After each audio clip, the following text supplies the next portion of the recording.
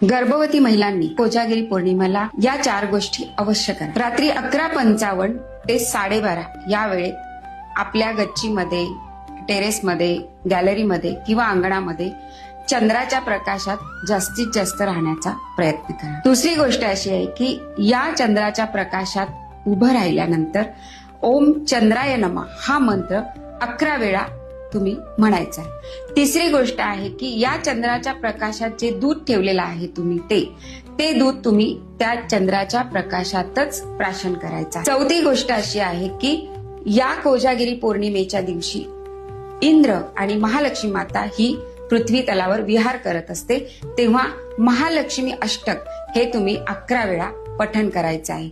लक्षात घ्या, या कोजागिरी पौर्णिमेला जो चंद्र प्रकाशित होत असतो तो त्याची 16वी कला प्रकाशित करत असतो आणि या 16व्या कलेतून अमृताचा वर्षाव होत असतो।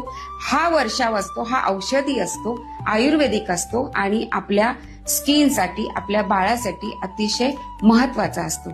चंद्र हा मातेचा कारक असल्यामुळे तुमचं बाळ तुमच्यावर निरतशीय प्रेम करणार होणार आहे। चंद्र हा मनाचा कारक असल्यामुळे हे होणारं बाळ मानसिक दृष्ट्या अतिशय सुदृढ होणार आहे। तर